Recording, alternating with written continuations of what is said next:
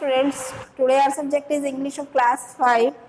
So we have read this chapter number 1.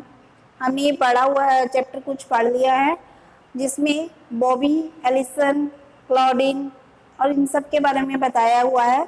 जैसे Allison जो है हर किसी को जल्दी विश्वास कर लेती है हर किसी पे, और बॉबी हमेशा उसका उलट करती है। बॉबी उसको हमेशा कहती है कि ये तो बेवकूफ़ है।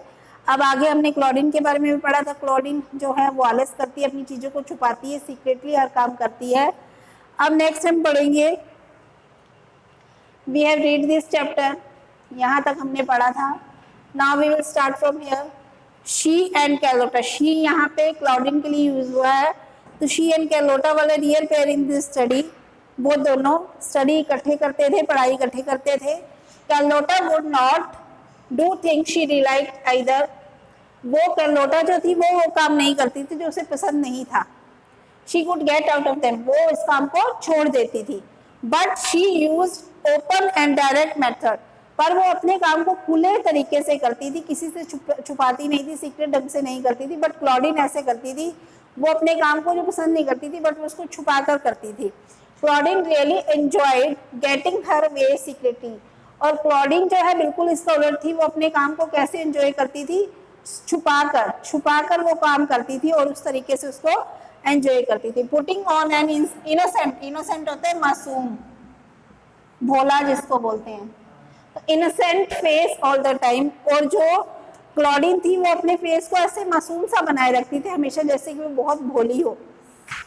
दे both made war against Mirabel, Mirabel जो थी वो उसके खिलाफ जो है षड्यंत्र रचती हैं दोनों। To her intense delight had been made sport captain for the school that term, जिससे उनका इंटेंस यानी उद्देश्य ये था कि वो स्पोर्ट्स टीम की जो कैप्टन बन जाए उस टर्म के, उस जो टर्म थी स्कूल की जो टर्म थी जिसके लिए उन्हें कैप्टन बनाना था, तो उसके लिए उन्होंने योजना बनाई। योजना बनाते रहते थे कि कैसे हम स्कूल के जो टीम के हैं वो कैप्टन बन जाए। As she had hoped Gladys had been made vice captain, जैसा कि उन्हें आशा थी, उन्हें लगता था कि जो ग्लेडीज है उसको, ग्लेडीज नेम है किसी का, तो उसको वाइस कैप्टन बना दिया गया।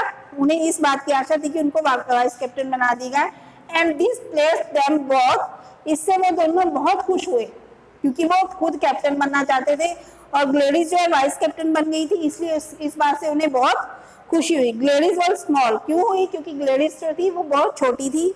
But very quick and skilful on the playing field, but चतुराई से खेलने के मैदान में, चतुराई से खेलते हुए, बहुत तेजी से चतुराई से खेलते हुए टेनिस कोर्ट में।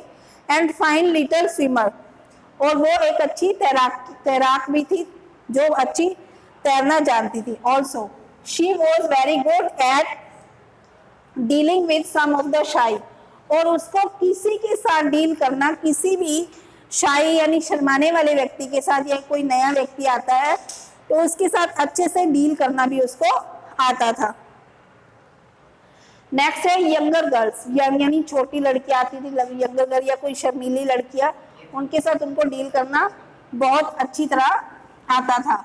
Who were a bit afraid of Maribel's heartiness and drive, मारेबल से जो कि मारेबल से जिनको थोड़ा बहुत डर लगता था। अफ्रेड ऑफ होता है डरना, डर जाना।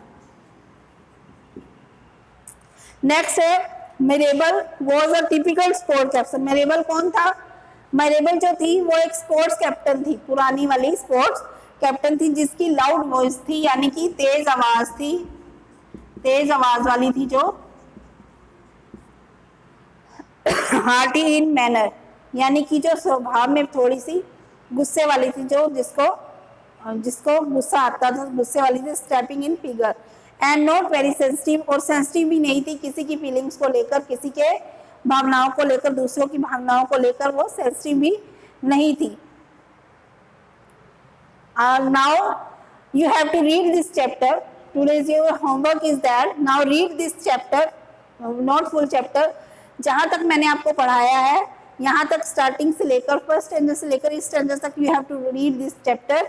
एंड अगर आपको कोई डिफिकल्ट वर्ड लगते हैं उसको आप अपनी नोटबुक पे राइट करें और उसको अच्छे से रीड करें। Thank you.